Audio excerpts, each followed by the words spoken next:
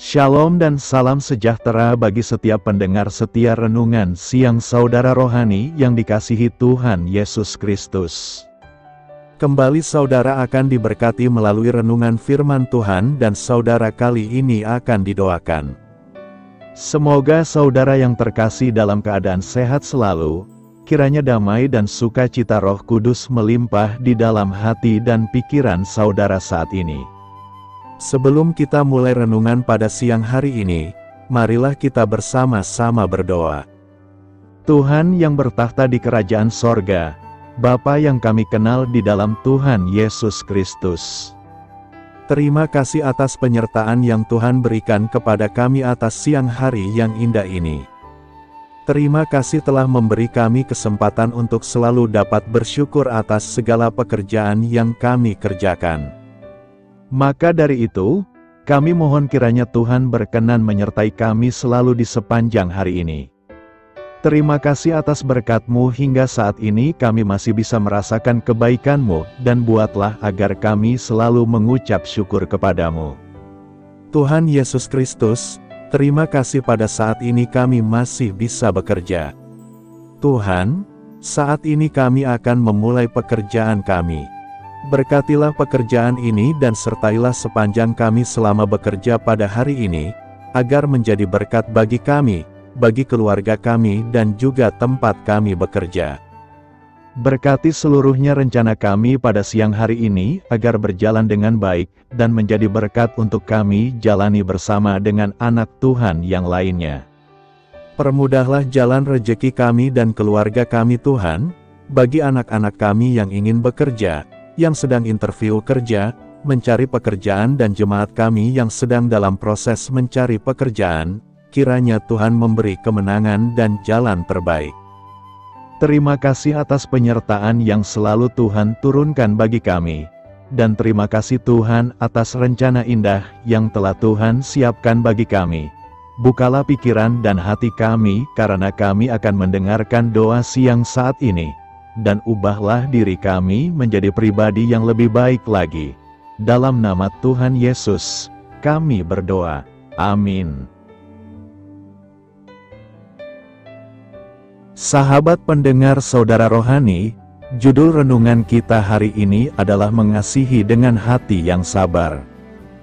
Dan pembacaan ayat emas Alkitab untuk renungan kita hari ini terambil dari kitab Kolose 3 ayat 13 berkata, "Sabarlah kamu seorang terhadap yang lain, dan ampunilah seorang akan yang lain apabila yang seorang menaruh dendam terhadap yang lain. Sama seperti Tuhan telah mengampuni kamu, kamu perbuat jugalah demikian." Mari kita mulai segmen kisah inspiratif, pendengar saudara rohani yang dikasihi dan diberkati Tuhan Yesus. Ketika Bill Husted datang ke acara reuni SMA ke-40, ia menjabat tangan dan memeluk orang-orang. Setelah 20 menit berlalu, ia baru sadar bahwa ternyata ada 2 acara reuni SMA di gedung yang sama hari itu, dan ia berada di tempat yang salah. Husted, seorang penulis di bidang teknologi untuk Atlanta Journal-Constitution, menggunakan pengalaman itu untuk menggambarkan aksioma abadinya dalam memecahkan masalah komputer. Periksalah hal-hal yang nyata lebih dulu. Sebelum Anda mengganti sound card, perangkat keras komputer untuk mengeluarkan suara, pastikan bahwa volumenya tidak sedang dimatikan. Jika modemnya tidak bekerja, periksa apakah modem itu sudah disambungkan. Periksalah hal-hal yang nyata lebih dulu, pun dapat menjadi prinsip yang baik untuk memecahkan masalah rohani.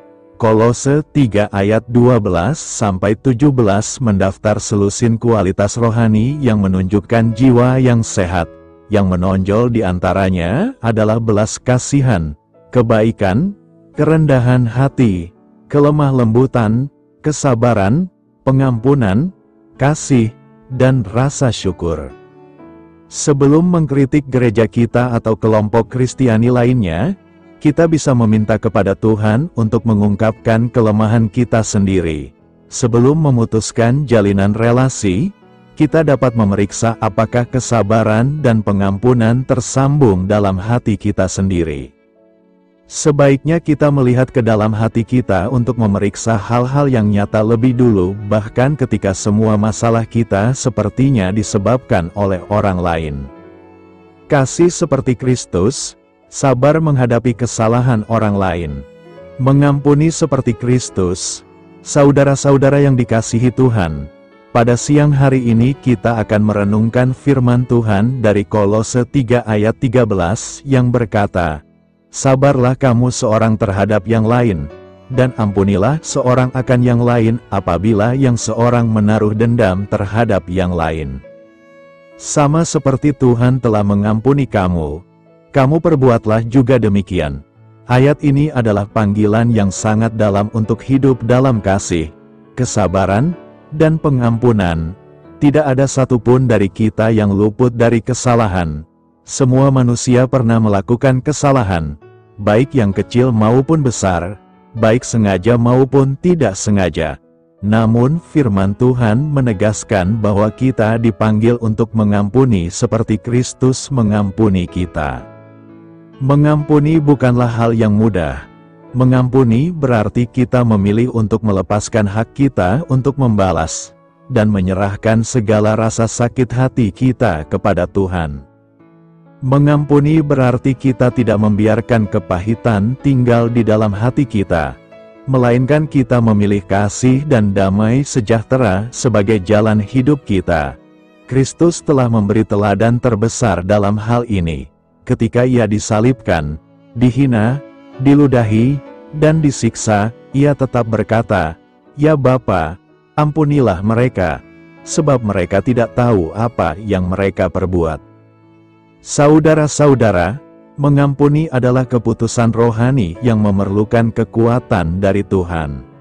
Banyak orang berpikir bahwa mengampuni itu berarti membenarkan kesalahan orang lain. Padahal mengampuni tidak sama dengan membenarkan perbuatannya. Mengampuni adalah membebaskan hati kita dari beban luka dan kebencian. Jika kita menyimpan dendam, sesungguhnya kita sedang memenjarakan diri kita sendiri di dalam ruang gelap yang penuh kepahitan.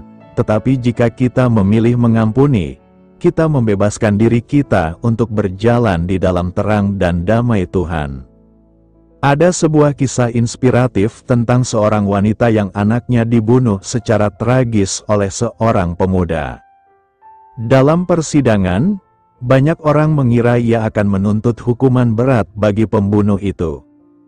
Tetapi yang mengejutkan semua orang, wanita ini berdiri dan berkata kepada hakim, "Saya memohon agar hukuman terhadapnya diringankan. Saya telah memutuskan untuk mengampuninya, karena saya sendiri sudah diampuni oleh Kristus atas banyak kesalahan saya." Setelah persidangan, wanita itu bahkan mengunjungi pemuda itu di penjara, membawakan Alkitab, dan perlahan-lahan membimbingnya mengenal Kristus. Pemuda itu akhirnya bertobat dan menjadi pelayan Tuhan di dalam penjara. Kisah ini mengajarkan bahwa pengampunan bukan hanya memulihkan hati yang melukai, tetapi juga dapat membawa jiwa kembali kepada Tuhan. Mengampuni seperti Kristus mengampuni berarti kita tidak menunda. Banyak orang berkata, "Saya akan mengampuni nanti kalau saya sudah siap." Tetapi kebenarannya adalah kita tidak akan pernah benar-benar siap secara perasaan. Pengampunan adalah keputusan iman, bukan keputusan perasaan. Ketika kita memilih mengampuni, Roh Kudus akan memulihkan hati kita. Contoh sederhana dalam kehidupan sehari-hari, mungkin ada rekan kerja yang pernah menjatuhkan nama baik kita di depan atasan. Mungkin ada anggota keluarga yang pernah mengucapkan kata-kata yang melukai hati kita. Atau mungkin ada sahabat yang mengkhianati kepercayaan kita. Semua itu menyakitkan. Tetapi Tuhan memanggil kita untuk memilih jalan yang berbeda dari dunia. Dunia mengajarkan balas dendam, tetapi Tuhan mengajarkan kasih yang memulihkan. Saudara-saudara, jika kita melihat dari perspektif Kristus, kita akan sadar bahwa kita pun sering melukai hati Tuhan dengan dosa dan kelalaian kita. Namun Ia tidak membuang kita, Ia mengampuni dan memeluk kita kembali. Itulah dasar dari pengampunan yang sejati. ketika kita mengampuni orang lain, kita sedang memantulkan kasih dan karakter Kristus di dunia ini. Pengampunan juga adalah pintu menuju kesembuhan batin. Banyak orang yang sakit fisik dan mentalnya memburuk karena memendam amarah bertahun-tahun. Tetapi begitu mereka memilih mengampuni, mereka merasakan beban di hati terangkat, dan kesehatan mereka perlahan membaik. Mengampuni bukan hanya sebuah tindakan rohani, tetapi juga tindakan yang mempengaruhi seluruh keberadaan kita. Oleh karena itu, jika hari ini ada seseorang yang terus muncul dalam pikiran kita dan membuat hati kita gelisah, mari kita datang kepada Tuhan dan berkata, "Tuhan, aku memilih mengampuni orang itu. Aku serahkan rasa sakitku kepadamu. Pulihkanlah hatiku." Saat kita mengucapkannya dengan iman, Tuhan akan bekerja di hati kita. Mengampuni sebagai tanda kedewasaan rohani. Saudara-saudara yang dikasihi Tuhan, ketika Rasul Paulus menuliskan Kolose 3 ayat 13, ia tidak hanya memberi perintah moral, tetapi sebuah panggilan untuk masuk lebih dalam kehidupan rohani yang matang. Mengampuni adalah ciri orang yang hidupnya sudah dikuasai oleh Roh Kudus. Orang yang dewasa secara rohani tidak mudah terbakar emosinya, tidak cepat tersinggung, dan tidak menyimpan dendam. Ia melihat setiap persoalan dari kacamata Kristus dan bukan dari kacamata daging. Mengampuni juga adalah bentuk ketaatan. Ketika Tuhan memerintahkan kita untuk mengampuni, itu berarti Ia ingin melindungi hati kita dari racun kebencian. Ketaatan ini terkadang terasa berat, tetapi justru disitulah iman kita diuji. Apakah kita mau melepaskan hak untuk membalas demi menaati Tuhan, atau kita memilih mempertahankan luka demi memuaskan ego kita? Dalam kehidupan sehari-hari, kita akan selalu berhadapan dengan situasi yang menguji hati kita. Ada orang yang berbicara tanpa berpikir, ada yang sengaja menjatuhkan kita, bahkan ada yang menipu demi keuntungan dirinya sendiri. Reaksi pertama manusia adalah marah dan menuntut balas. Tetapi reaksi orang percaya yang dewasa adalah membawa persoalan itu kepada Tuhan, berdoa, dan meminta kekuatan untuk mengampuni. Ada sebuah kisah nyata tentang seorang misionaris di Afrika yang pernah difitnah oleh seorang tokoh berpengaruh di desa tempat ia melayani.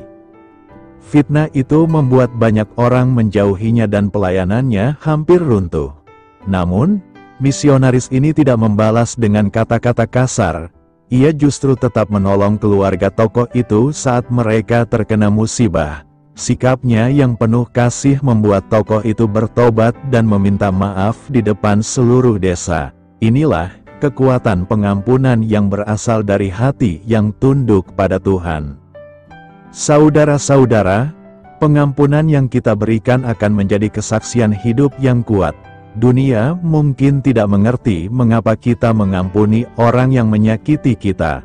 Tetapi ketika mereka melihat kita tetap mengasihi, mereka akan melihat Kristus yang hidup di dalam kita.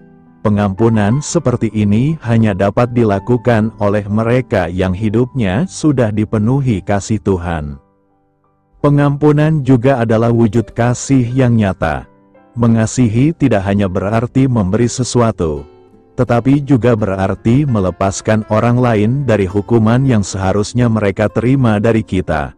Sama seperti Kristus mengasihi kita bukan hanya dengan perkataan, tetapi dengan tindakan yang nyata di kayu salib. Demikian juga kita dipanggil untuk mengasihi dengan melepaskan pengampunan. Ketika kita belajar mengampuni, kita sedang melatih hati untuk menjadi semakin serupa dengan hati Tuhan. Semakin sering kita mengampuni, semakin kita dikuatkan untuk tidak lagi terikat oleh luka masa lalu. Semakin kita melepaskan, semakin ringan langkah kita menjalani kehidupan. Saudara-saudara, hari ini jika Roh Kudus mengingatkan kita pada seseorang yang pernah menyakiti hati kita, jangan tunda lagi. Ucapkanlah pengampunan itu di hadapan Tuhan. Mungkin perasaan kita belum sepenuhnya bebas, tetapi iman kita akan menuntun hati kita. Tuhan akan menyembuhkan setiap luka yang kita bawa kepadanya. Pengampunan membuka jalan pemulihan. Saudara-saudara yang terkasih, ketika kita mau mengampuni, kita sedang membuka pintu bagi Tuhan untuk bekerja memulihkan banyak hal dalam hidup kita.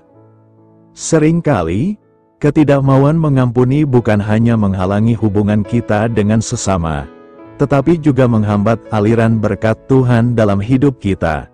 Dendam dan kepahitan adalah seperti batu besar yang menghalangi aliran air di sungai. Selama batu itu tidak disingkirkan, air berkat Tuhan tidak akan mengalir dengan leluasa ke dalam hidup kita. Firman Tuhan mengajarkan bahwa pengampunan adalah bagian dari doa kita. Dalam doa Bapa kami, Yesus berkata, "Ampunilah kami akan kesalahan kami, seperti kami juga mengampuni orang yang bersalah kepada kami." Artinya, ada hubungan langsung antara kesediaan kita mengampuni dan pengampunan yang kita terima dari Tuhan. Jika kita mengeras hati dan menolak mengampuni, bagaimana kita berharap Tuhan mengampuni kita yang setiap hari pun masih sering jatuh dalam kesalahan? Pengampunan bukan hanya soal masa lalu, tetapi juga soal masa depan. Ketika kita memilih mengampuni, kita sedang memutus mata rantai kebencian dan permusuhan yang bisa berlanjut sampai generasi berikutnya. Banyak keluarga yang terpecah belah selama bertahun-tahun karena satu masalah kecil yang tidak pernah diselesaikan dengan pengampunan. Tetapi begitu ada satu orang yang mengambil langkah berani untuk mengampuni, hubungan yang retak puluhan tahun pun bisa dipulihkan. Ada kisah seorang pria yang bertahun-tahun bermusuhan dengan adiknya karena masalah warisan. Mereka tidak saling berbicara selama hampir 20 tahun. Namun suatu hari, pria ini mendengar bahwa adiknya sakit keras. Ia datang mengunjunginya, memegang tangannya, dan berkata, "Aku mengampunimu, kita adalah saudara, dan aku tidak mau membiarkan kebencian memisahkan kita lagi." Mereka berdua menangis, saling berpelukan, dan memulai kembali hubungan mereka. Pengampunan pada saat itu bukan hanya memulihkan mereka, tetapi juga membawa damai di hati keluarga besar yang selama ini terbeban oleh pertengkaran mereka. Saudara-saudara, mengampuni memang membutuhkan kerendahan hati. Kita tidak bisa mengampuni dengan hati yang penuh kesombongan atau rasa benar sendiri. Kerendahan hati membuat kita sadar bahwa kita pun pernah salah, dan kita pun pernah diselamatkan oleh pengampunan Kristus. Ketika kita rendah hati, kita tidak akan segan untuk berkata, "Aku memaafkan kamu," bahkan kepada orang yang tidak pernah meminta maaf. Mengampuni juga memerlukan keberanian. Keberanian untuk melepaskan rasa sakit, keberanian untuk menghadapi risiko bahwa orang itu mungkin tidak akan berubah, dan keberanian untuk tetap berbuat baik meskipun kita pernah disakiti. Tetapi Tuhan berjanji bahwa Ia akan membela dan memulihkan kita ketika kita menaatinya. Jika kita menunda pengampunan, hati kita akan semakin mengeras. Ibarat besi yang dibiarkan di udara terbuka, ia akan berkarat semakin tebal. Semakin lama kita menyimpan luka, semakin sulit kita untuk membukanya kembali. Karena itu, Tuhan mengingatkan kita untuk segera mengampuni agar hati kita tetap lembut di hadapan-Nya. Saudara-saudara, jangan tunggu sampai orang itu datang meminta maaf. Jangan tunggu sampai suasana menjadi baik dulu. Pengampunan adalah keputusan yang kita ambil karena kita mau taat kepada Tuhan dan mau hidup dalam damai. Bahkan seringkali, ketika kita sudah mengampuni, hubungan yang rusak itu mulai berangsur pulih dengan sendirinya karena kuasa Tuhan yang bekerja di baliknya. Mengampuni membawa damai sejahtera. Saudara-saudara yang dikasihi Tuhan, pengampunan yang sejati bukan hanya membebaskan hati kita dari rasa sakit, tetapi juga membawa damai sejahtera yang melampaui akal manusia. Damai itu bukan sekadar perasaan tenang sesaat, melainkan kondisi hati yang stabil dan kokoh meskipun kita masih mengingat peristiwa yang menyakitkan. Damai sejahtera itu adalah hadiah dari Tuhan bagi orang yang memilih berjalan di jalan-Nya. Ketika kita mengampuni, kita tidak lagi membiarkan orang yang melukai kita memiliki kuasa atas pikiran dan emosi kita. Luka yang dulu selalu menekan kita mulai kehilangan kekuatannya. Kata-kata yang dulu menggores hati kita tidak lagi membangkitkan amarah seperti sebelumnya. Itulah tanda bahwa Tuhan sedang bekerja memulihkan batin kita melalui ketaatan kita untuk mengampuni. Banyak orang tidak sadar bahwa kemarahan yang dipendam dapat merusak kesehatan tubuh. Saintes yang timbul karena kebencian dapat melemahkan sistem kekebalan tubuh, meningkatkan tekanan darah, dan membuat pikiran kita terus gelisah. Tetapi ketika kita mengampuni, beban emosional itu dilepaskan, dan tubuh kita mulai merasakan efek positifnya. Bahkan penelitian medis membuktikan bahwa orang yang mempraktikkan pengampunan cenderung lebih sehat secara fisik dan mental. Saudara-saudara, damai sejahtera ini juga memampukan kita untuk kembali berelasi dengan baik. Kita bisa tersenyum lagi tanpa kepahitan, kita bisa berbicara tanpa nada sinis, dan kita bisa mendoakan orang yang dulu menyakiti kita tanpa merasa terpaksa. Itulah yang dimaksud Yesus ketika Ia berkata bahwa kita harus mengasihi musuh dan berdoa bagi mereka yang menganiaya kita. Mengampuni membuka pintu hati untuk berdoa dengan tulus, dan doa yang tulus akan mengubah suasana hati kita. Saya teringat kisah seorang pria yang kehilangan anaknya dalam kecelakaan yang disebabkan oleh seorang pengemudi mabuk. Awalnya ia dipenuhi kebencian dan dendam. Namun suatu hari di gereja, ia mendengar khotbah tentang pengampunan dan Roh Kudus menegur hatinya. Ia memutuskan untuk mengunjungi pengemudi itu di penjara, memeluknya, dan berkata, "Aku mengampunimu, seperti Tuhan juga telah mengampuni aku." Pengemudi itu menangis dan mulai membuka hati kepada Tuhan. Dari situ, damai sejahtera yang luar biasa mengalir dalam hati pria tersebut, dan ia berkata bahwa malam itu adalah pertama kalinya ia bisa tidur nyenyak sejak kejadian itu. Damai sejahtera dari pengampunan juga akan meluas kepada orang-orang di sekitar kita. Ketika keluarga, teman, atau rekan kerja melihat kita hidup tanpa membawa dendam, mereka pun akan terdorong untuk meneladani sikap itu. Pengampunan yang kita lakukan bisa menjadi awal dari gelombang perubahan yang besar di komunitas kita. Saudara-saudara, Tuhan rindu agar hati kita selalu dipenuhi damai, bukan kepahitan. Ia tahu bahwa kita tidak bisa berjalan dalam kekuatan kita sendiri. Karena itu Ia memberikan Roh Kudus untuk menolong kita.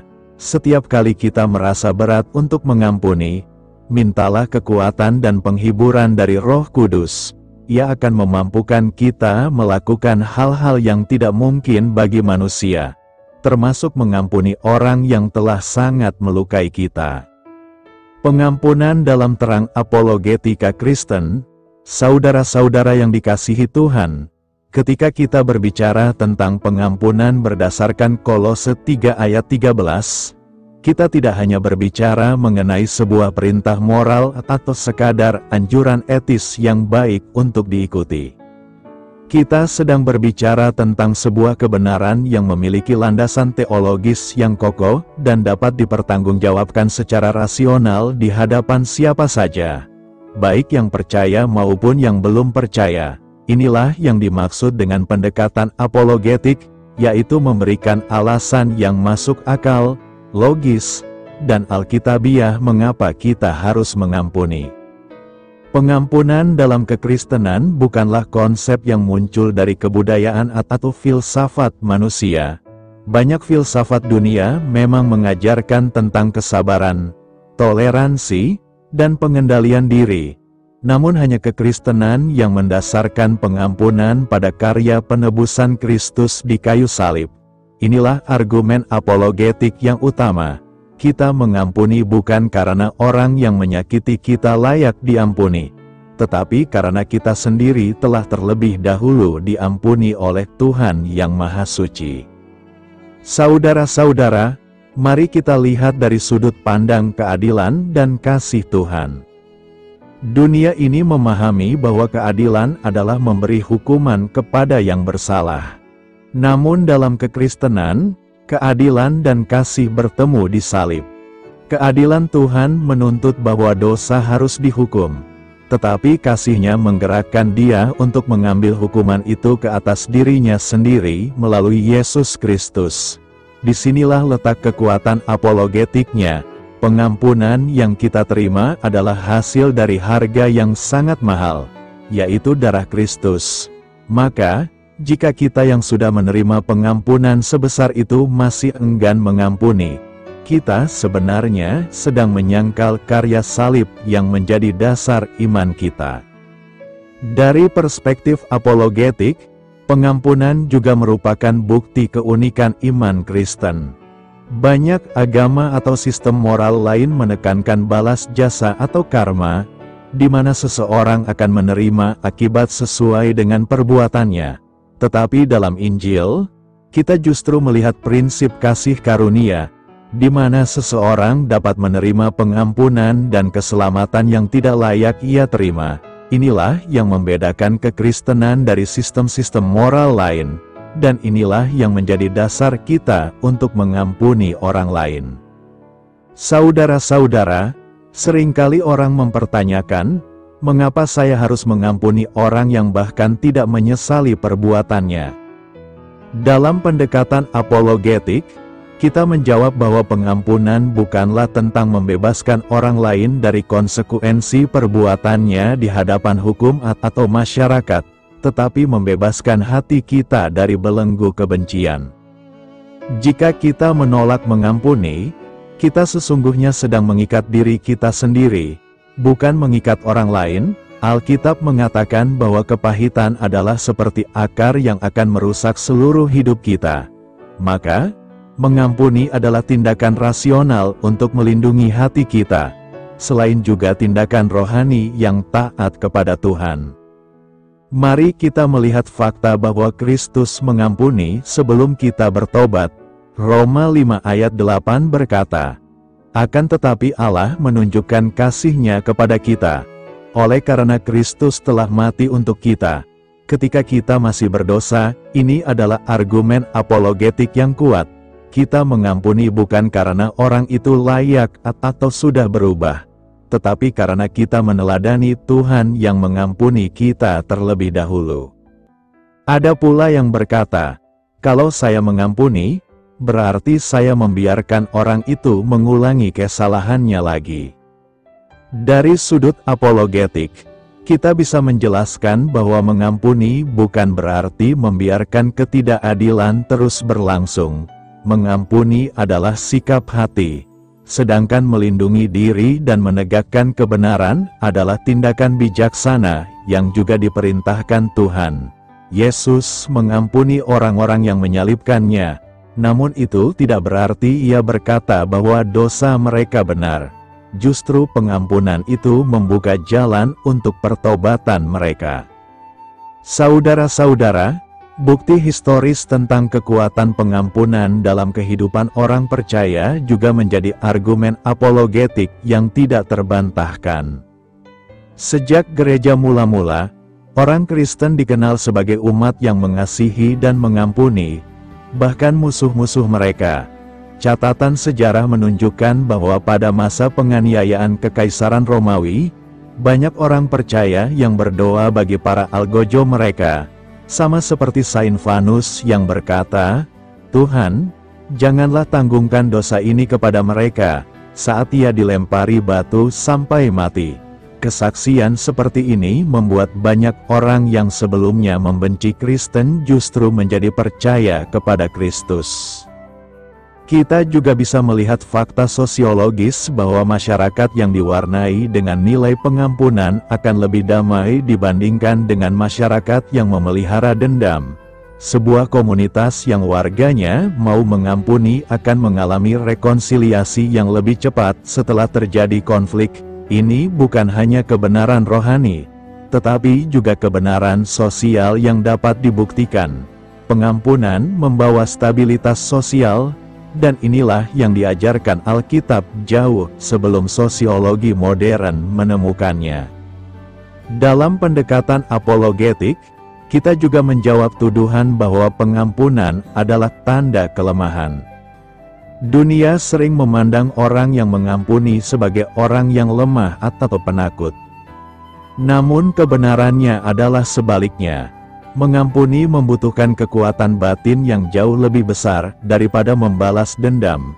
Balas dendam adalah reaksi spontan dari kemarahan, sedangkan pengampunan adalah keputusan sadar yang melibatkan pengendalian diri, kerendahan hati, dan kasih yang tulus. Orang yang mampu mengampuni sebenarnya menunjukkan penguasaan diri yang luar biasa. Dan ini adalah bukti bahwa Roh Kudus bekerja dalam hidupnya. Saudara-saudara, mari kita lihat bagaimana pengampunan berkaitan dengan kesaksian iman kita. Dunia sedang mengamati bagaimana kita merespons perlakuan buruk. Jika kita membalas dengan cara yang sama seperti dunia, kita kehilangan kesempatan untuk menunjukkan perbedaan yang dibawa oleh Injil. Tetapi jika kita merespons dengan pengampunan, kita sedang menunjukkan bahwa Injil benar-benar mengubah hati manusia. Ini adalah argumen apologetik yang tidak membutuhkan kata-kata, karena pengampunan adalah bahasa universal yang dapat dimengerti oleh siapapun. Kita juga perlu menyadari bahwa pengampunan adalah bukti bahwa kita percaya kepada keadilan Tuhan. Roma 12 ayat 19 berkata, "Pembalasan itu adalah hakku, aku akan menuntut pembalasan." Firman Tuhan, mengampuni berarti kita menyerahkan hak membalas kepada Tuhan, percaya bahwa Ia akan mengurusnya dengan cara yang benar pada waktu yang tepat. Ini adalah tindakan iman yang rasional. Karena kita mengakui keterbatasan kita dan mempercayakan urusan itu kepada hakim yang adil. Banyak kesaksian dari lapangan misi menunjukkan bahwa pengampunan membuka pintu bagi Injil untuk masuk ke hati orang-orang yang keras. Di beberapa wilayah di mana orang percaya dianiaya, sikap mengampuni justru membuat para penganiaya penasaran dan bertanya mengapa orang Kristen bisa tetap mengasihi mereka. Rasa penasaran ini sering menjadi langkah awal bagi mereka untuk mencari kebenaran dan akhirnya menerima Kristus. Inilah bukti apologetik yang nyata, bahwa pengampunan memiliki daya ubah yang melampaui logika dunia. Saudara-saudara, ketika kita memahami alasan-alasan ini, pengampunan bukan lagi terasa sebagai beban, tetapi sebagai hak istimewa. Kita diberi kesempatan untuk mempraktikkan sifat Allah di dunia ini. Kita diberi kehormatan untuk menjadi saksi hidup tentang kasih dan kuasa Injil. Dan kita diberi jalan untuk hidup dalam damai sejahtera yang tidak dapat diberikan oleh dunia. Karena itu, marilah kita melihat pengampunan bukan hanya sebagai perintah, tetapi sebagai kesaksian iman yang kuat.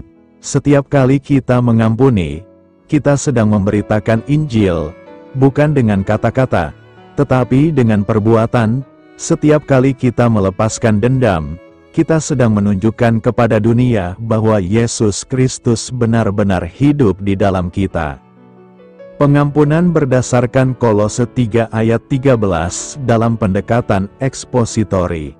Saudara-saudara yang dikasihi Tuhan, mari kita membuka firman Tuhan dalam Kolose 3 ayat 13 yang berkata, "Sabarlah kamu seorang terhadap yang lain, dan ampunilah seorang akan yang lain apabila yang seorang menaruh dendam terhadap yang lain. Sama seperti Tuhan telah mengampuni kamu, kamu perbuatlah juga demikian." Kita akan mempelajari ayat ini secara mendalam dengan pendekatan ekspositori, yaitu menguraikan kata demi kata, frasa demi frasa, dan makna teologisnya, lalu menghubungkannya dengan penerapan praktis dalam kehidupan kita. Sabarlah kamu seorang terhadap yang lain. Bagian ini menekankan sikap hati yang menjadi dasar pengampunan, yaitu kesabaran.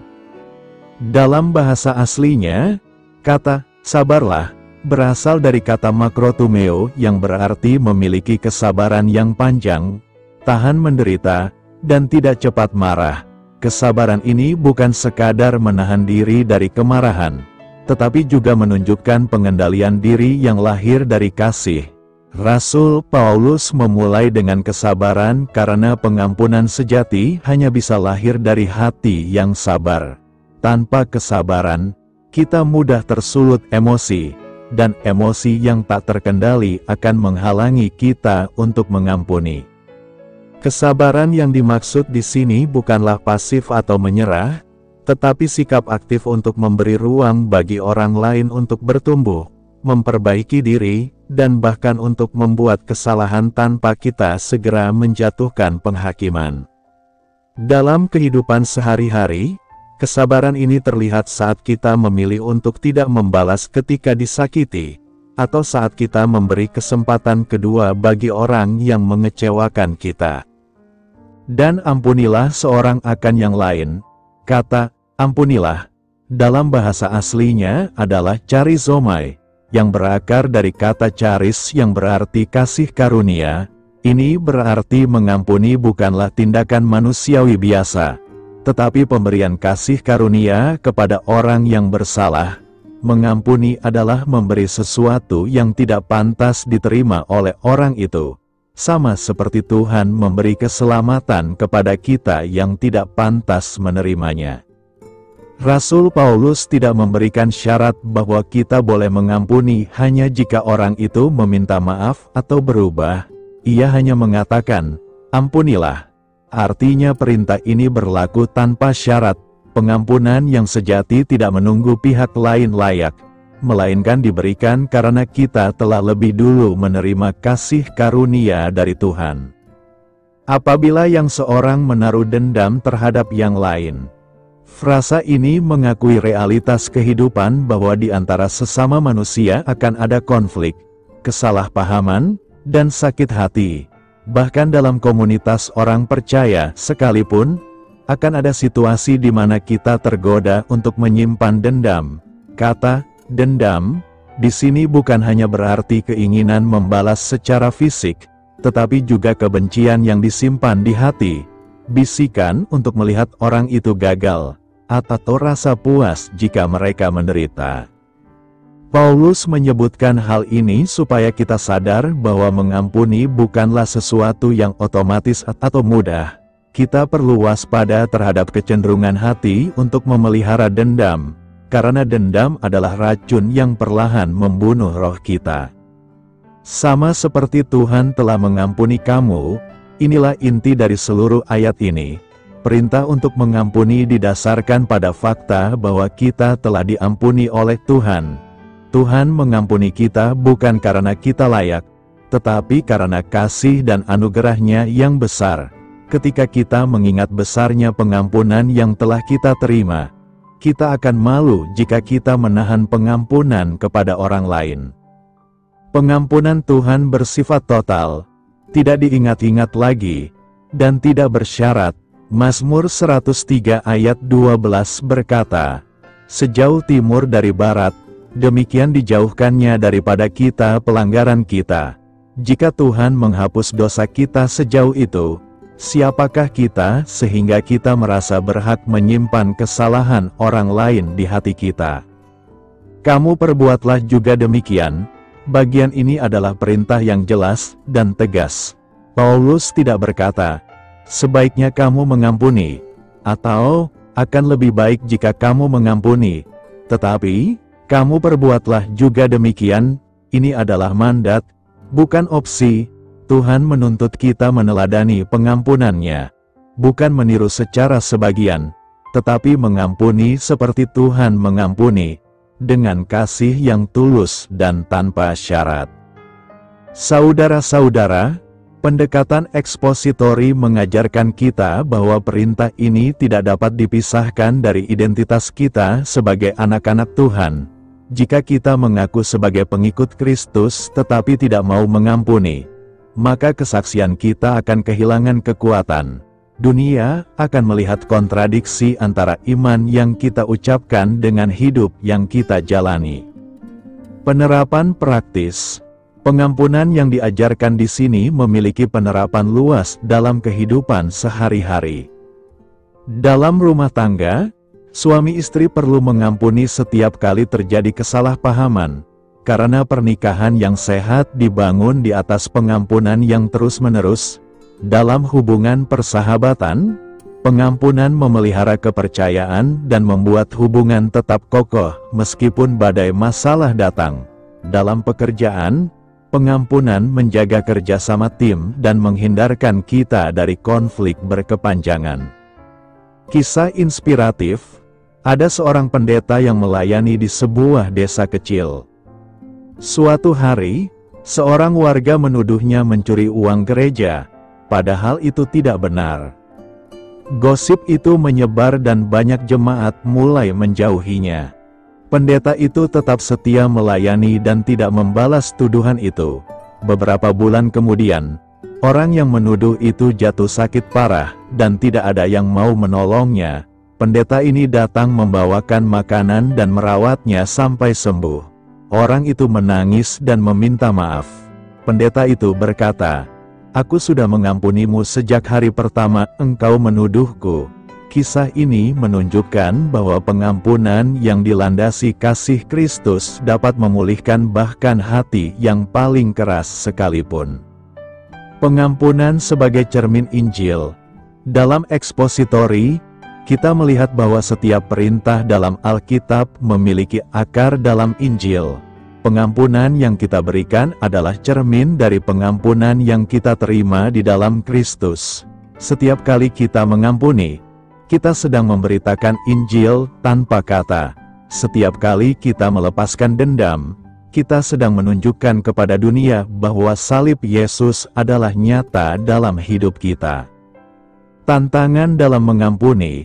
Kita harus jujur bahwa mengampuni seringkali sulit. Luka yang dalam, pengkhianatan, dan perlakuan tidak adil bisa membuat kita merasa mustahil untuk mengampuni. Tetapi firman Tuhan dalam ayat ini mengajarkan bahwa kemampuan mengampuni tidak datang dari kekuatan kita sendiri, melainkan dari kesadaran akan pengampunan Tuhan bagi kita. Jika kita fokus pada betapa besar kasih karunia yang telah kita terima, hati kita akan dilunakkan untuk mengampuni orang lain. Langkah-langkah mengampuni. Pertama, akui di hadapan Tuhan bahwa kita terluka dan butuh pertolongannya. Kedua, ingatlah bagaimana Tuhan mengampuni kita dari dosa-dosa kita. Ketiga, putuskan untuk mengampuni sebagai tindakan iman, meskipun perasaan kita belum siap. Keempat, berdoalah untuk orang yang telah melukai kita, karena doa akan mengubah hati kita sedikit demi sedikit. Kelima, teruslah memilih mengampuni setiap kali kenangan pahit itu muncul kembali. Saudara-saudara, pengampunan bukanlah peristiwa sekali jadi, tetapi proses yang mungkin harus kita ulang setiap hari. Namun setiap kali kita memilih mengampuni, kita sedang membangun hati yang semakin serupa dengan hati Kristus. Pengampunan dalam perspektif teologi Kristen berdasarkan Kolose 3 ayat 13. Saudara-saudara yang dikasihi Tuhan, ayat Kolose 3 ayat 13 yang berkata, "Sabarlah kamu seorang terhadap yang lain, dan ampunilah seorang akan yang lain apabila yang seorang menaruh dendam terhadap yang lain. Sama seperti Tuhan telah mengampuni kamu, kamu perbuatlah juga demikian." Mengandung kekayaan teologi yang dalam. Jika kita memandangnya hanya sebagai nasihat moral, kita akan kehilangan inti rohani dan dasar teologis yang menopang perintah ini.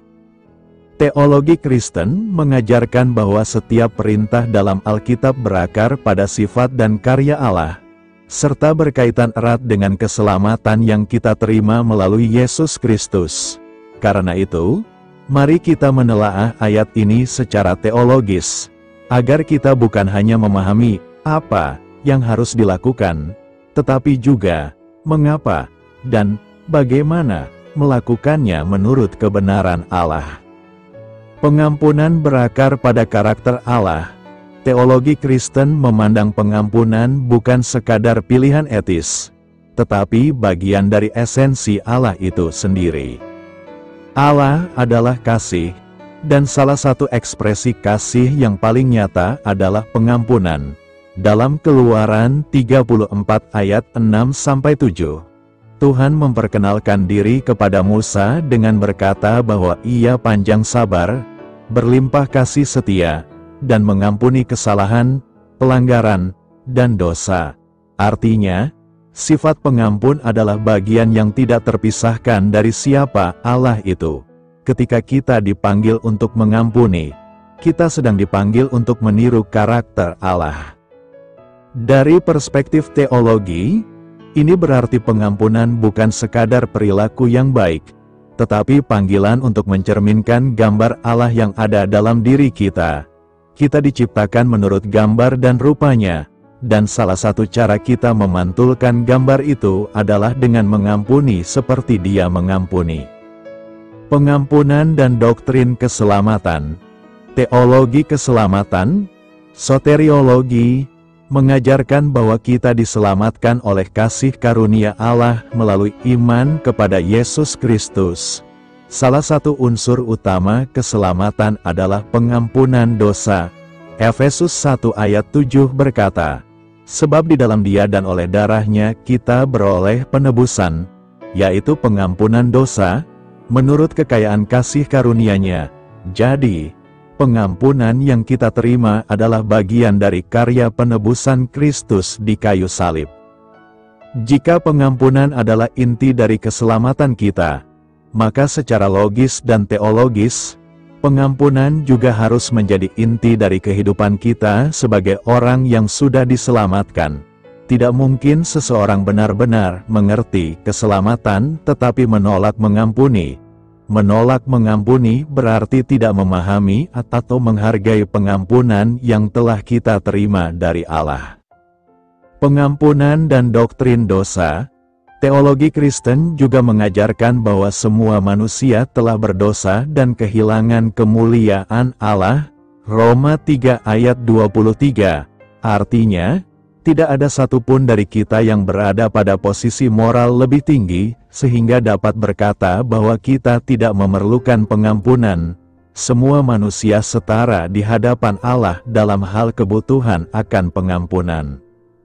Ketika kita mengingat bahwa kita pun adalah orang berdosa yang diampuni, kita akan lebih mudah untuk mengampuni orang lain.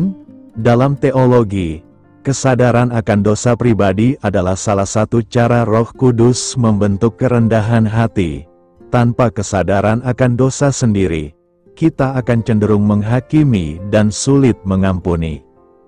Pengampunan sebagai bagian dari kekudusan. Teologi kekudusan, sanktifikasi, mengajarkan bahwa hidup orang percaya adalah proses menjadi semakin serupa dengan Kristus. Pengampunan adalah salah satu aspek utama dari proses ini. Yesus adalah teladan tertinggi pengampunan. Dalam Lukas 23 ayat 34, ketika disalibkan, Ia berkata, "Ya Bapa, ampunilah mereka, sebab mereka tidak tahu apa yang mereka perbuat." Mengampuni berarti kita sedang berjalan di jalan kekudusan, meninggalkan kebencian, dan mengenakan kasih sebagai pengikat yang mempersatukan. Pengampunan tidak hanya mempengaruhi hubungan kita dengan sesama, tetapi juga menunjukkan kedewasaan rohani kita. Orang yang terus memelihara kepahitan tidak dapat bertumbuh dalam kekudusan, karena kepahitan adalah lawan dari kasih. Pengampunan dan kerajaan Allah. Teologi kerajaan Allah mengajarkan bahwa kerajaan Allah adalah realitas rohani di mana kehendak Allah dilakukan di bumi seperti di surga. Dalam kerajaan Allah, nilai-nilai yang berlaku berbeda dengan nilai-nilai dunia. Dunia mengajarkan balas dendam, tetapi kerajaan Allah mengajarkan pengampunan. Yesus dalam Matius 18 ayat 21-35 menceritakan perumpamaan tentang hamba yang tidak mengampuni. Perumpamaan ini adalah gambaran teologis yang kuat. Seseorang yang telah diampuni hutang yang sangat besar, tetapi menolak mengampuni hutang kecil orang lain akan menghadapi murka Tuhan. Artinya, hidup dalam kerajaan Allah berarti hidup dalam budaya pengampunan. Pengampunan dan pekerjaan Roh Kudus. Teologi Kristen mengajarkan bahwa Roh Kudus adalah penolong yang memampukan kita untuk melakukan kehendak Allah. Mengampuni seringkali melampaui kemampuan alami kita. Ada luka yang terlalu dalam untuk disembuhkan hanya dengan kekuatan manusia. Tetapi Roh Kudus bekerja di dalam kita untuk melembutkan hati, memberi kekuatan untuk melepaskan dendam, dan memenuhi kita dengan kasih Kristus. Roh Kudus juga menuntun kita dalam proses pemulihan setelah kita mengampuni. Ia memberikan damai sejahtera yang menjaga hati dan pikiran kita di dalam Kristus Yesus. Inilah sebabnya mengapa mengampuni bukan hanya keputusan moral, tetapi juga pengalaman rohani yang melibatkan karya Roh Kudus secara aktif. Pengampunan dan doa. Teologi doa mengajarkan bahwa hubungan kita dengan Allah dipengaruhi oleh hubungan kita dengan sesama. Yesus berkata dalam Markus 11 ayat 25, "Dan jika kamu berdiri untuk berdoa, ampunilah dahulu sekiranya ada barang sesuatu dalam hatimu terhadap seseorang, supaya juga Bapamu yang di sorga mengampuni kesalahan-kesalahanmu." Artinya, doa kita bisa terhalang jika kita menyimpan dendam. Dari perspektif teologi, ini menunjukkan bahwa pengampunan adalah syarat untuk mengalami persekutuan yang tidak terhalang dengan Allah. Kita tidak bisa datang kepada Allah memohon kasih karunia sementara kita menolak memberikan kasih karunia kepada orang lain. Pengampunan dan rekonsiliasi. Teologi Kristen membedakan antara pengampunan dan rekonsiliasi. Mengampuni adalah keputusan pribadi untuk melepaskan dendam, sedangkan rekonsiliasi adalah pemulihan hubungan yang melibatkan dua pihak. Allah memanggil kita untuk mengampuni tanpa syarat, tetapi rekonsiliasi memerlukan pertobatan dan perubahan dari pihak yang bersalah. Namun, tujuan akhir dari pengampunan dalam teologi Kristen adalah rekonsiliasi. Karena Allah melalui Kristus telah mendamaikan kita dengan dirinya, dan Ia memberikan kepada kita pelayanan pendamaian, 2 Korintus 5 ayat 18. Artinya, kita dipanggil menjadi agen pendamaian di dunia, dimulai dengan mengampuni orang-orang di sekitar kita. Pengampunan dan eschatologi. Dari perspektif teologi akhir zaman, eschatologi, pengampunan adalah persiapan bagi kita untuk menyambut kedatangan Kristus kembali. Dalam Wahyu 21 ayat 27 dikatakan bahwa tidak ada yang najis akan masuk ke dalam Yerusalem baru. Kepahitan dan dendam adalah najis di hadapan Tuhan. Dengan mengampuni, kita sedang mempersiapkan hati kita untuk masuk ke dalam kemuliaan kekal bersama Dia. Pengampunan juga mengingatkan kita bahwa pada akhirnya, semua ketidakadilan akan dipulihkan oleh Allah sendiri. Kita tidak perlu membalas karena Tuhan adalah hakim yang adil, dan Ia akan menghakimi dunia dengan kebenaran. Kesaksian sejarah gereja. Sejarah gereja memberikan banyak contoh pengampunan yang menjadi saksi kuat bagi dunia. Para martir Kristen, mulai dari Saint Vanus hingga para misionaris modern, menunjukkan bahwa pengampunan bukan hanya teori, tetapi kebenaran yang hidup. Kesaksian mereka seringkali menjadi alat yang Tuhan pakai untuk membawa orang kepada pertobatan. Salah satu contoh adalah kisah Corrie ten Boom, seorang wanita Belanda yang selamat dari kamp konsentrasi Nazi. Setelah perang, ia bertemu kembali dengan salah satu penjaga kamp yang kejam. Pria itu telah bertobat dan meminta maaf. Corrie mengaku bahwa hatinya bergumul, tetapi ia memilih untuk mengampuni, karena ia tahu bahwa Tuhan telah mengampuni dirinya terlebih dahulu. Keputusan itu membebaskan hatinya dari kepahitan yang telah lama ia pikul. Implikasi teologis bagi kehidupan kita. Saudara-saudara, jika kita memahami pengampunan dalam kerangka teologi Kristen, maka kita akan melihatnya bukan sebagai beban, tetapi sebagai panggilan mulia.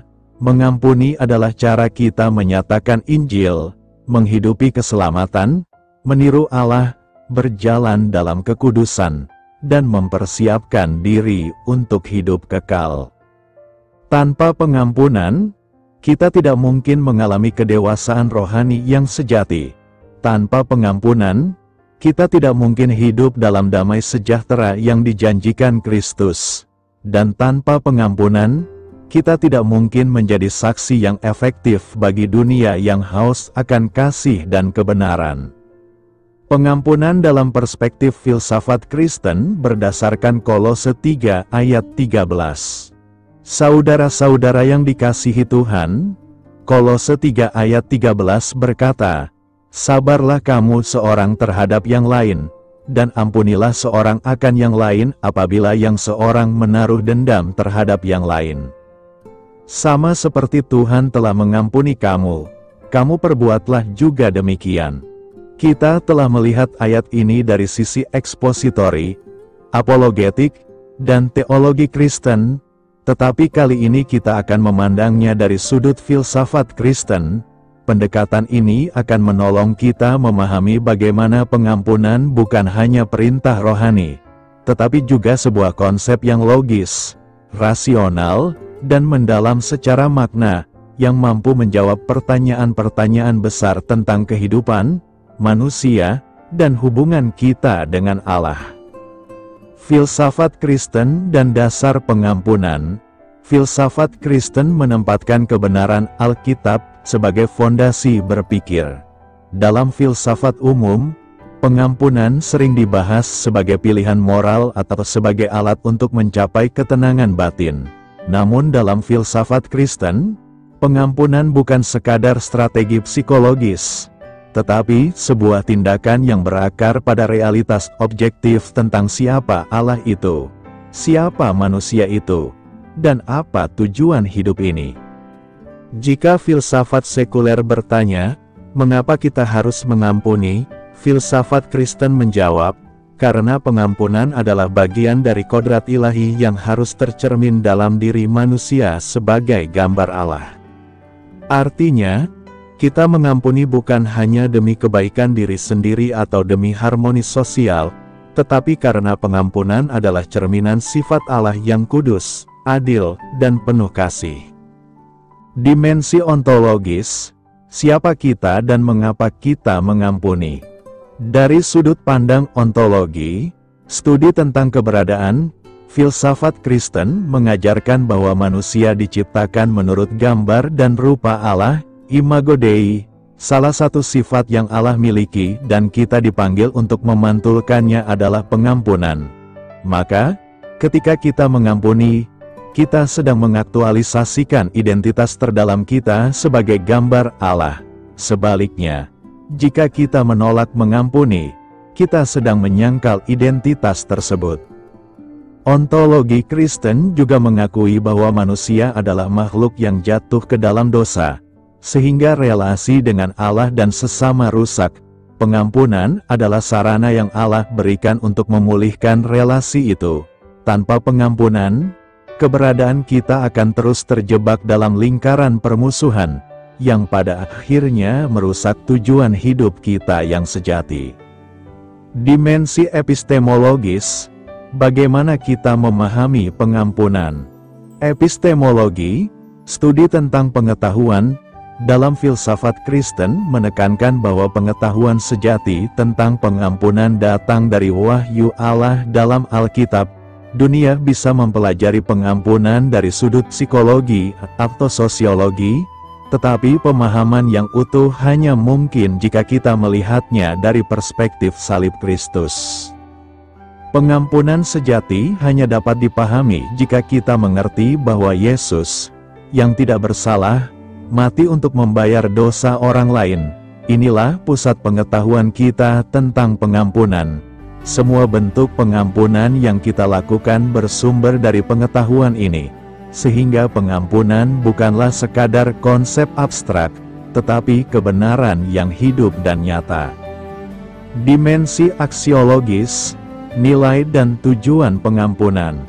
Aksiologi, studi tentang nilai, dalam filsafat Kristen melihat pengampunan sebagai nilai moral tertinggi setelah kasih. Nilai ini tidak hanya membawa manfaat pribadi, tetapi juga manfaat sosial dan rohani. Mengampuni memberi nilai bagi kehidupan karena menghubungkan kita dengan tujuan Allah bagi manusia, hidup dalam kasih, damai, dan kesatuan. Jika dunia mengukur nilai pengampunan dari efeknya pada ketenangan batin, filsafat Kristen mengukurnya dari kesesuaiannya dengan kehendak Allah. Nilai pengampunan tertinggi bukan karena membuat kita lebih bahagia, tetapi karena membuat kita lebih serupa dengan Kristus dan memuliakan Allah. Pengampunan dan filsafat moral Kristen. Dalam filsafat moral Kristen, pengampunan bukanlah tindakan opsional, melainkan keharusan moral yang bersumber dari hukum kasih. Yesus berkata bahwa hukum yang terutama adalah mengasihi Allah dan mengasihi sesama seperti diri sendiri. Mengampuni adalah salah satu ekspresi paling murni dari kasih kepada sesama. Filsafat moral Kristen juga memandang pengampunan sebagai pilihan yang membebaskan kita dari perbudakan emosi negatif. Menyimpan dendam adalah bentuk perbudakan hati yang menghalangi kita untuk hidup sesuai rancangan Allah. Maka, mengampuni bukan hanya benar secara moral, tetapi juga sehat secara eksistensial. Pengampunan dalam perspektif filsafat sejarah.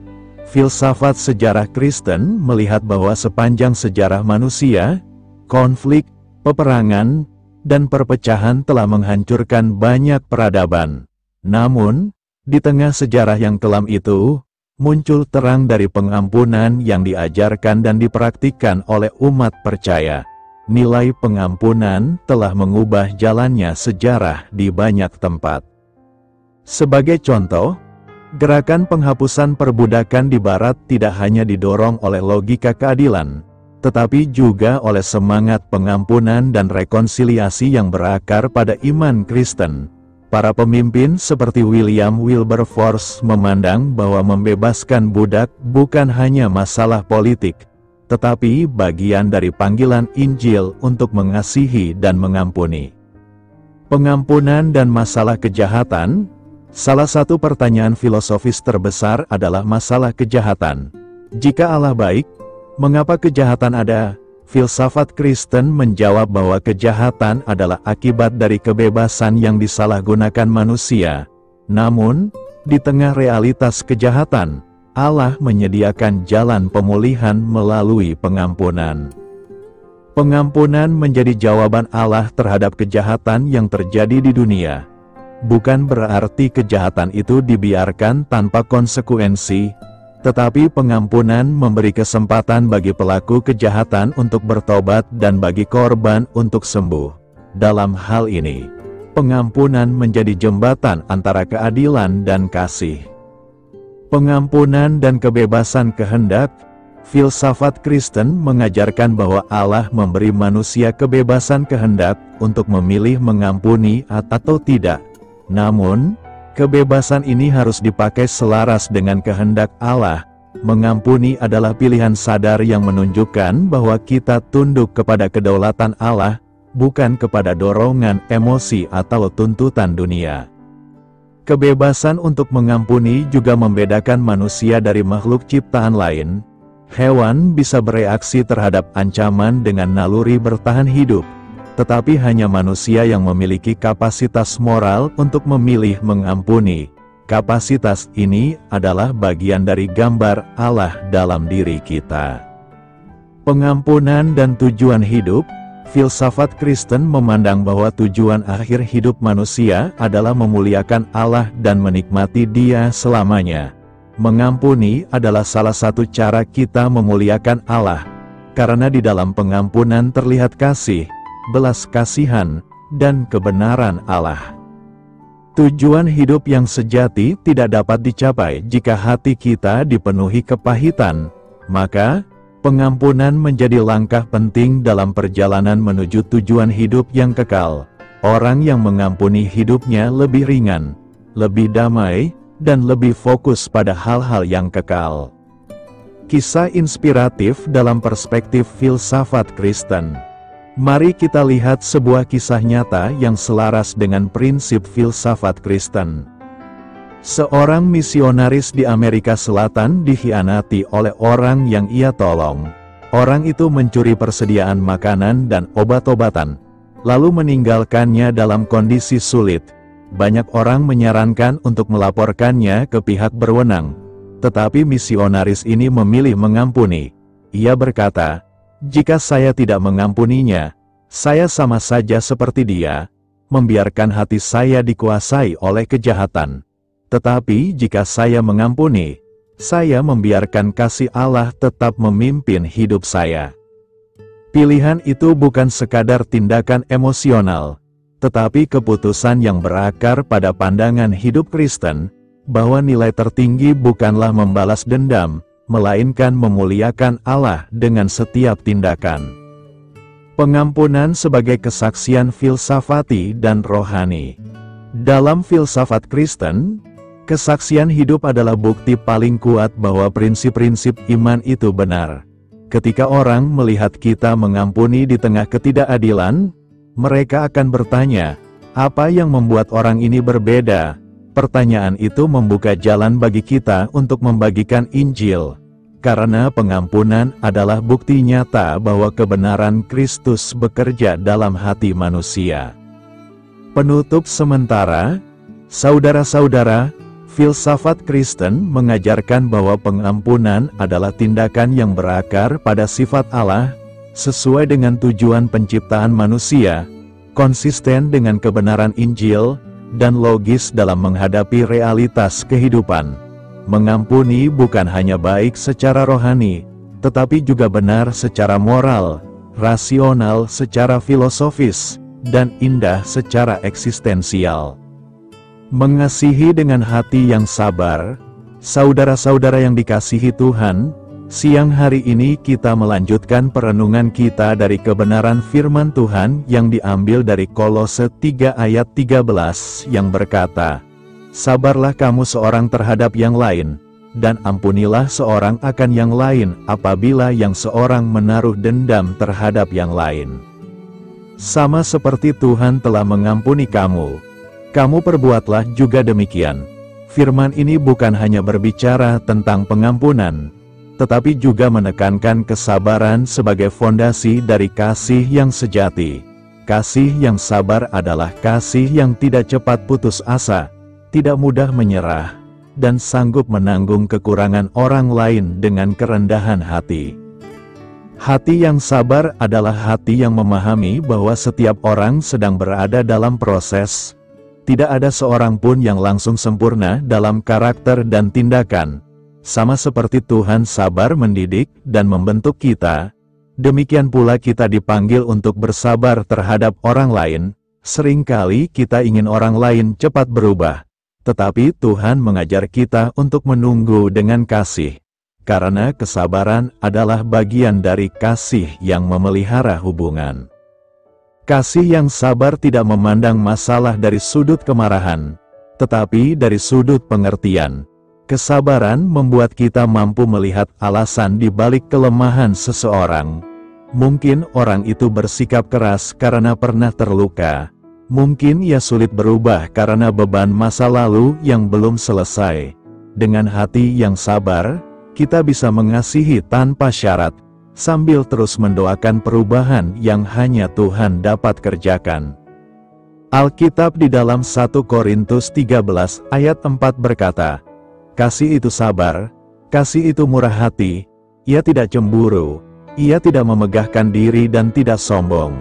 Kasih yang sabar bukanlah kasih yang hanya bertahan ketika semuanya berjalan lancar, tetapi kasih yang tetap ada ketika hubungan diuji oleh perbedaan, kesalahpahaman, bahkan oleh luka. Inilah kasih yang Kristus tunjukkan kepada para murid-Nya.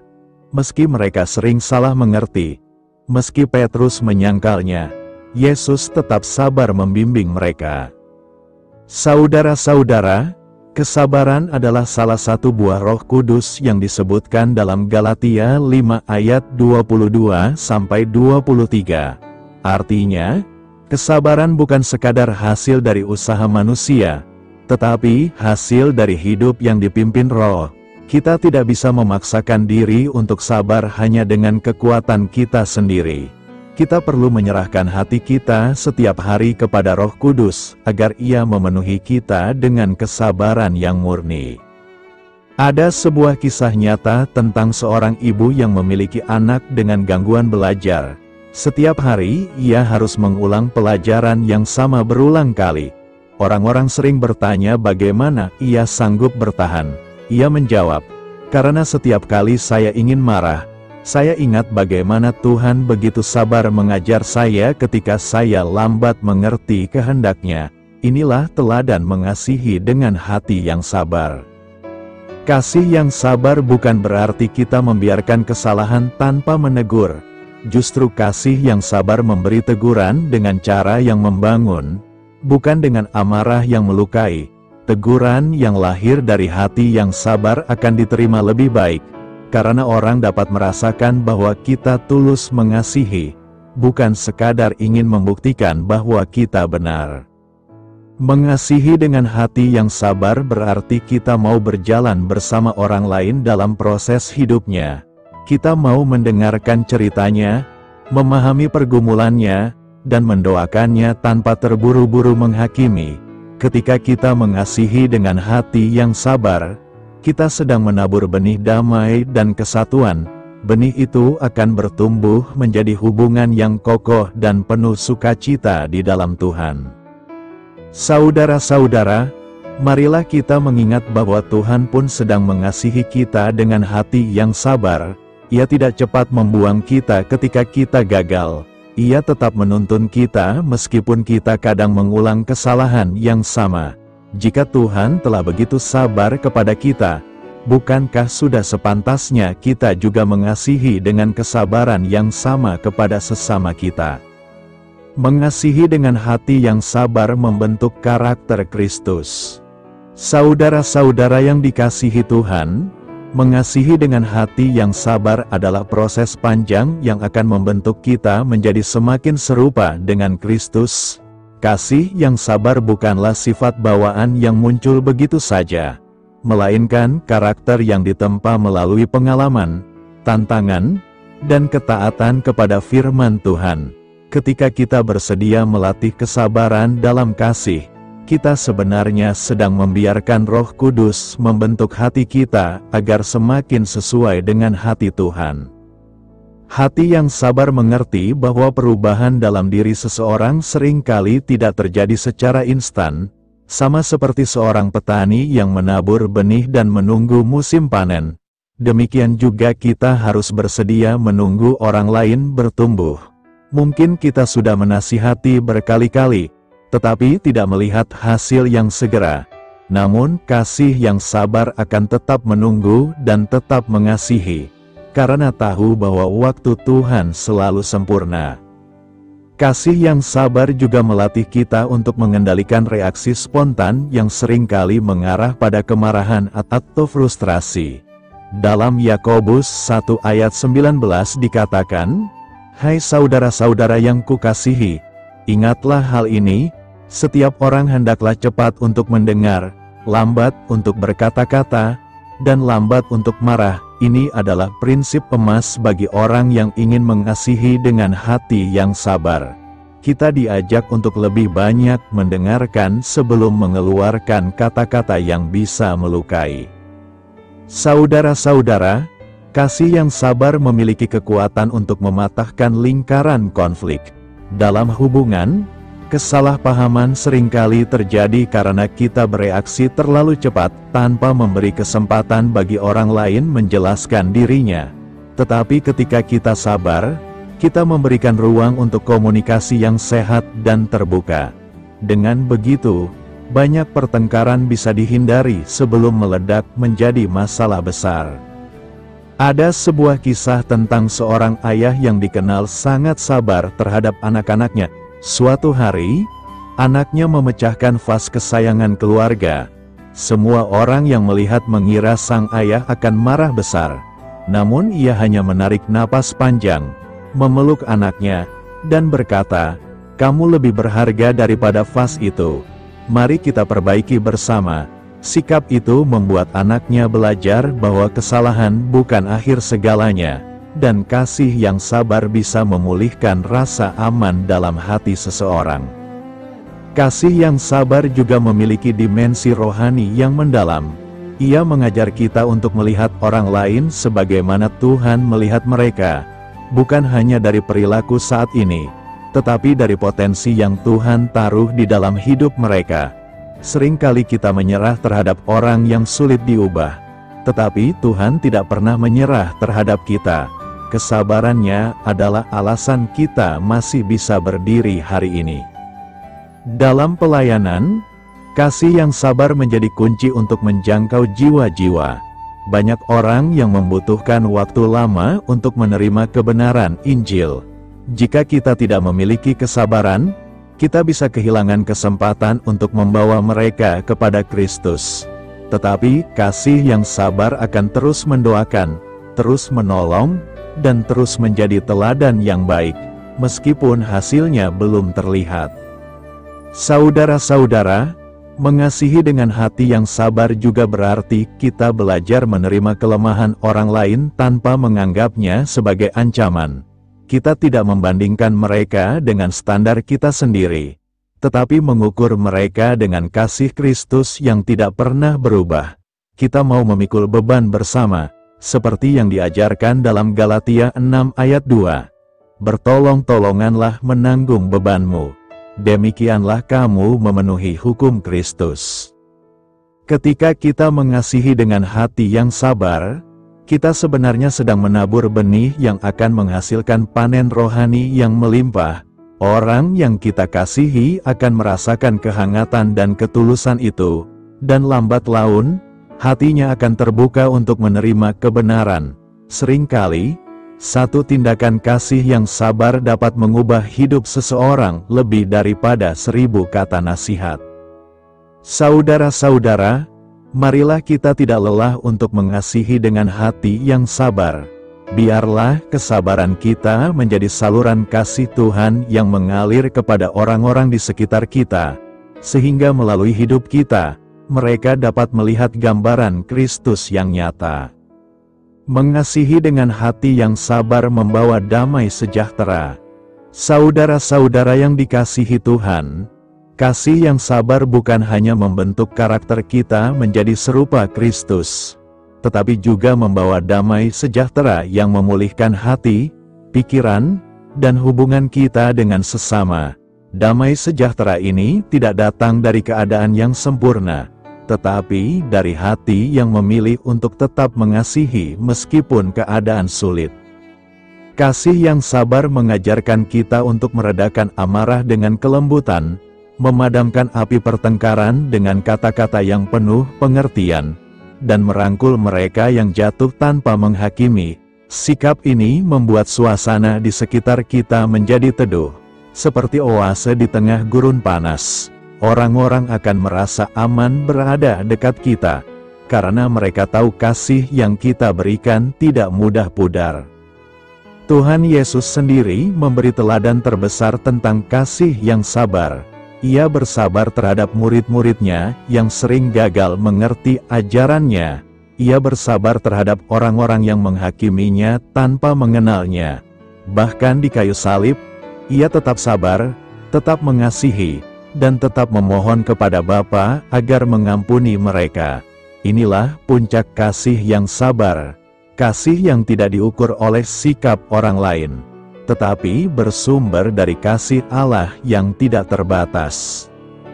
Saudara-saudara, dunia yang kita tinggali saat ini semakin cepat, semakin sibuk, dan semakin minim kesabaran.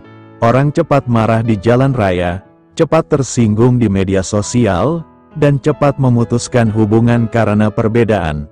Sebagai anak-anak Tuhan, kita dipanggil untuk hidup berbeda. Kita dipanggil untuk mengasihi dengan hati yang sabar, menjadi terang di tengah kegelapan, dan menjadi garam yang memberi rasa damai di tengah dunia yang getir. Mengasihi dengan hati yang sabar bukan berarti kita lemah.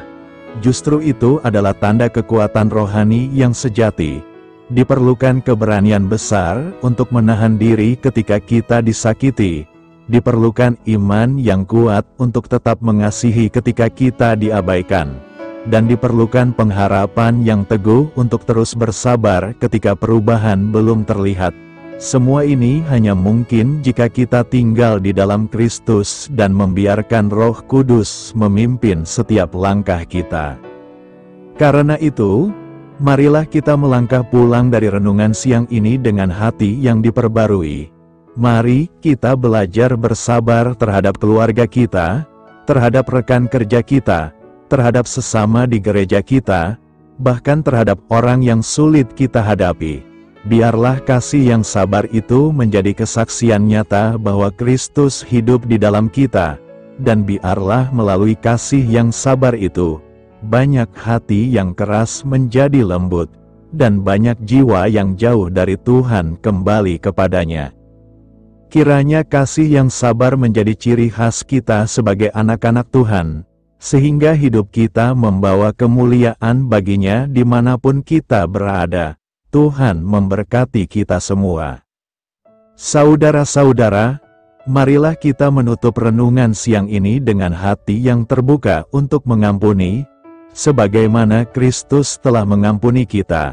Ingatlah bahwa pengampunan adalah kunci kebebasan rohani dan damai sejahtera. Jangan biarkan kepahitan mencuri sukacita kita. Pilihlah untuk mengampuni hari ini, dan rasakan aliran kasih Tuhan memenuhi hidup kita. Tetaplah kuat dalam menghadapi setiap tantangan hidup, karena Tuhan selalu menyertai kita. Setiap luka dapat dipulihkan, setiap air mata dapat diganti dengan sukacita, dan setiap beban dapat diangkat ketika kita berjalan bersama Kristus. Percayalah, tidak ada masalah yang terlalu besar bagi kuasa-Nya, dan tidak ada hati yang terlalu rusak untuk dipulihkan oleh kasih-Nya. Demikian renungan dan khotbah kita pada siang hari ini. Doa saya menyertai saudara sekalian. Mari kita tutup renungan siang hari ini dengan doa dan permohonan kita. Bapa yang Maha Pengasih, kami bersyukur atas firman-Mu yang telah kami renungkan siang ini. Terima kasih karena Engkau selalu menguatkan dan meneguhkan kami dalam setiap keadaan. Saat ini, kami berdoa bagi jemaat-Mu yang sedang mengalami pergumulan. Kiranya Engkau menjamah mereka yang menderita penyakit kronis, memberikan kesembuhan, kekuatan, dan pemulihan yang sempurna. Engkau adalah Allah yang sanggup melakukan perkara besar. Kami percaya bahwa kesembuhan ada di tangan-Mu. Bagi mereka yang sedang tertekan oleh masalah ekonomi, masalah keluarga, masalah percintaan, dan rumah tangga, kami memohon kuasa-Mu untuk memberikan pemulihan, penghiburan, dan jalan keluar. Berikan hikmat dan pengertian kepada mereka agar mereka dapat mengambil keputusan yang bijak dan tetap berpegang teguh kepada-Mu. Kami juga berdoa agar setiap jemaat-Mu mampu merasakan kebahagiaan sejati yang berasal dari-Mu, serta selalu memiliki hati yang penuh ucapan syukur di tengah segala situasi. Berkati pekerjaan mereka, ya Tuhan, agar segala usaha mereka berjalan lancar tanpa hambatan, dan memberikan hasil yang sesuai dengan kehendak-Mu. Kiranya Engkau menuntun kami untuk terus hidup dalam kasih-Mu, menjadi terang dan garam di tengah dunia ini, serta tetap setia melayani-Mu dengan penuh sukacita. Kami serahkan segala doa ini ke dalam tangan-Mu. Dalam nama Tuhan Yesus Kristus, kami berdoa. Amin. Sampaikan harapan dan permintaan saudara kepada Tuhan. Kiranya Tuhan mengabulkan.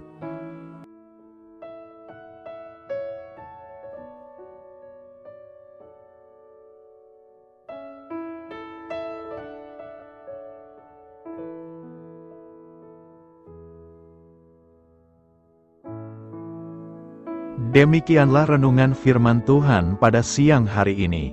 Semoga menjadi kekuatan di dalam hidup kita dan menjadikan kita pribadi yang lebih sukses. Sebelum kita memulai aktivitas hari ini, marilah kita berdoa.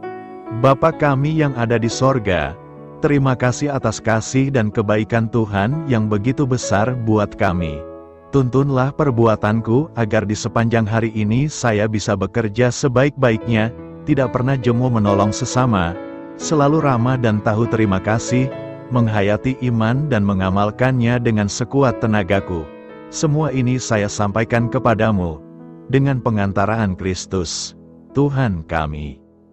Terima kasih buat kesempatan ini kami bisa merendahkan diri bersama memohon di hadapan-Mu, karena kami percaya, Engkau Bapa yang baik, Engkau mendengar kami dan Engkau Allah yang sanggup campur tangan mengerjakan mukjizat di dalam kehidupan kami.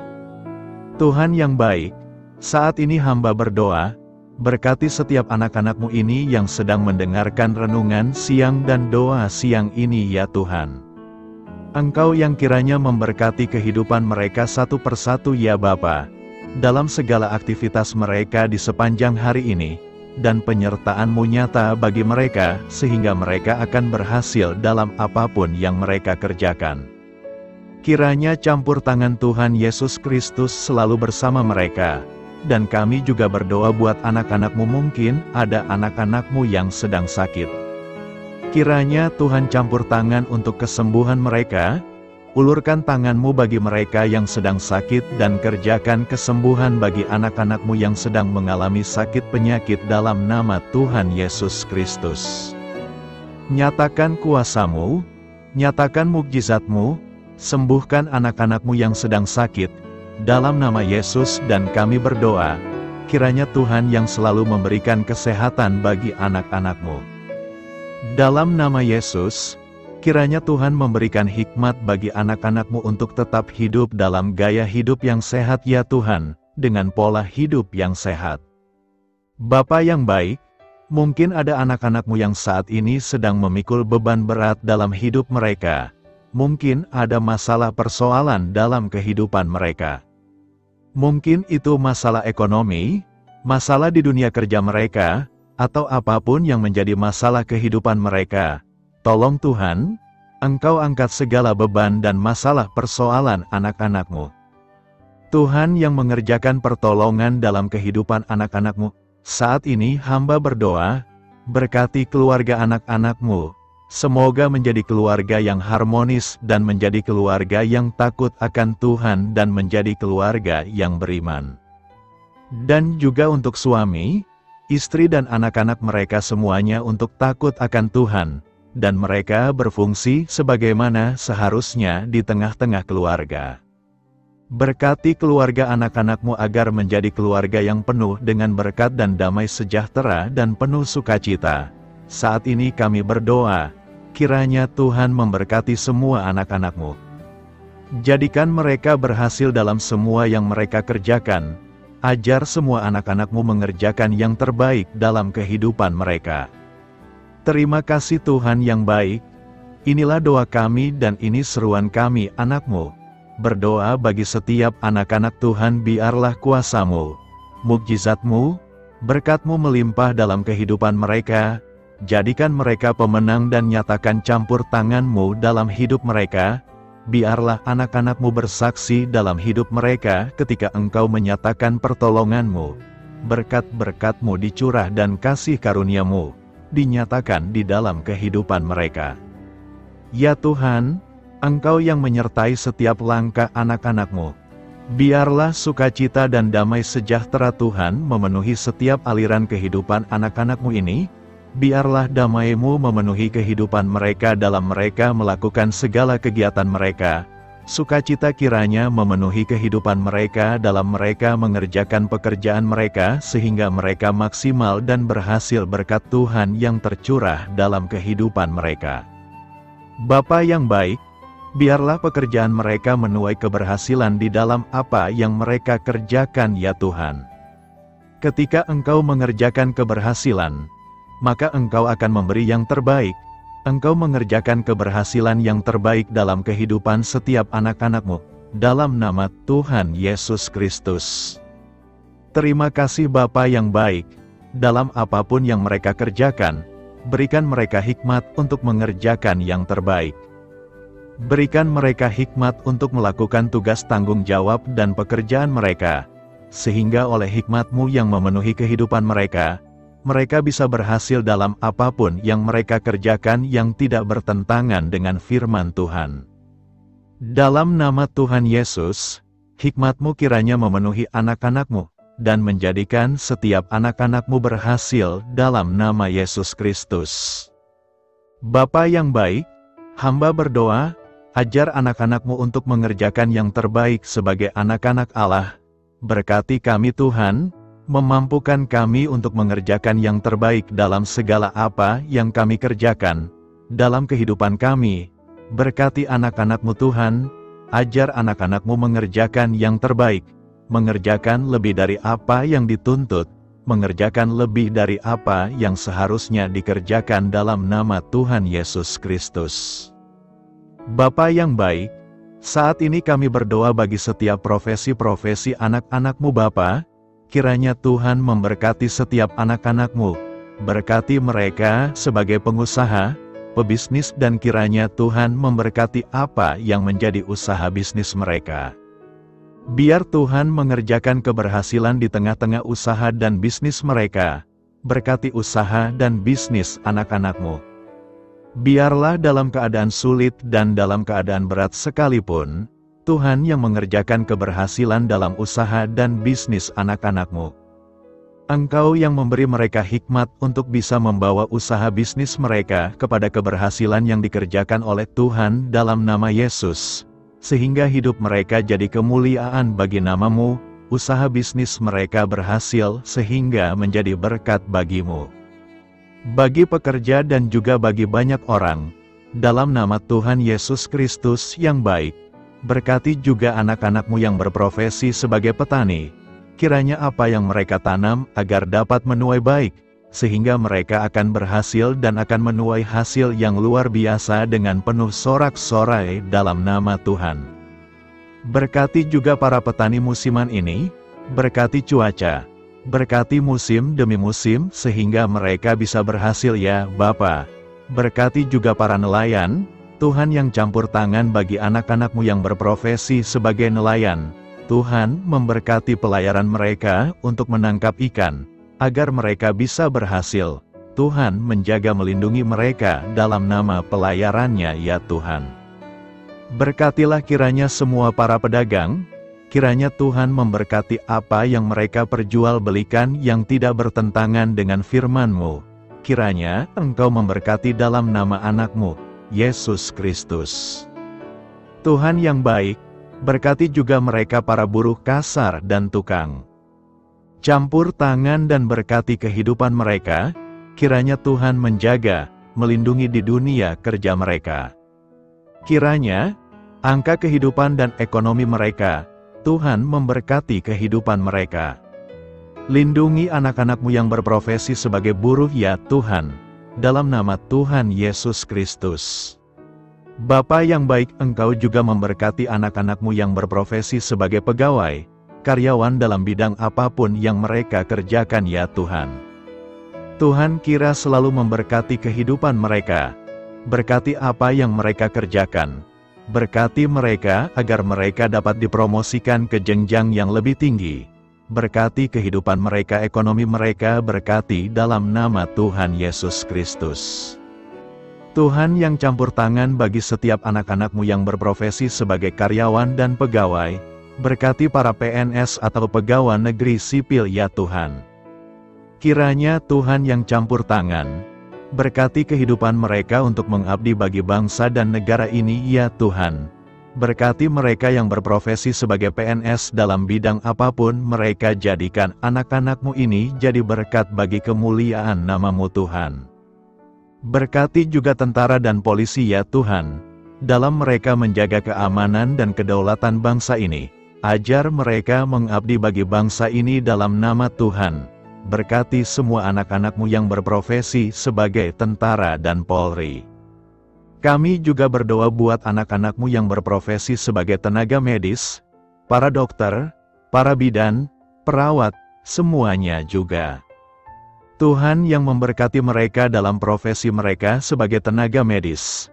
Dalam nama Tuhan Yesus Kristus, berkati Tuhan, berkati ya Bapa, sehingga kehidupan mereka juga jadi berkat bagi banyak orang. Juga orang-orang yang mereka rawat, kiranya diberkati Tuhan dalam nama Tuhan Yesus. Berkati para dokter, para tenaga medis, semuanya Tuhan yang memberkati. Bahkan mungkin ada anak-anak-Mu yang saat ini sedang ada dalam kondisi pengangguran, tidak memiliki pekerjaan, padahal mungkin mereka memiliki keluarga yang harus mereka tanggung kebutuhannya Tuhan. Tolong anak-anak-Mu sehingga mereka bisa mendapatkan pekerjaan ya Bapa. Engkau yang membuka pintu bagi anak-anak-Mu untuk mereka bisa mendapatkan pekerjaan. Dalam nama Tuhan Yesus Kristus, berkati anak-anak-Mu ya Bapa. Bukakan pintu bagi mereka untuk mendapatkan pekerjaan. Tuhan yang baik, berkati anak-anak-Mu yang mungkin sudah pensiun. Tuhan juga yang memberkati mereka biar sukacita Tuhan, semangat daripada Tuhan tetap memenuhi kehidupan anak-anak-Mu yang saat ini mungkin sudah pensiun. Saat ini hamba berdoa Tuhan, kiranya yang campur tangan bagi setiap anak-anak-Mu, mungkin ada mereka yang profesi mereka belum kami sebutkan. Kami berdoa Tuhan kiranya memberkati setiap profesi anak-anak-Mu sekalipun belum disebutkan Tuhan. Allah, Bapa kami bersyukur kepadamu, bahwa dengan bekerja kami boleh ambil bagian di dalam karya-Mu mensejahterakan dan membahagiakan umat manusia. Kami mohon bimbingan-Mu dalam melaksanakan pekerjaan kami hari ini. Bimbinglah kami agar sanggup bekerja dengan semangat kasih, dengan riang, rajin dan jujur. Terima kasih, Tuhan. Amin. Dalam nama Tuhan Yesus Kristus Tuhan dan Juru Selamat kami, Bapa kami yang baik, kami mengucap syukur dan berdoa. Amin. Biarlah firman Tuhan menjadi pengingat untuk kita semua, bahwa tuntunan dari Roh Kudus akan selalu memberi jalan keluar bagi setiap permasalahan hidup kita, dan memberi kedamaian di hati kita. Amin. Sampai jumpa di renungan siang saudara rohani berikutnya. Shalom.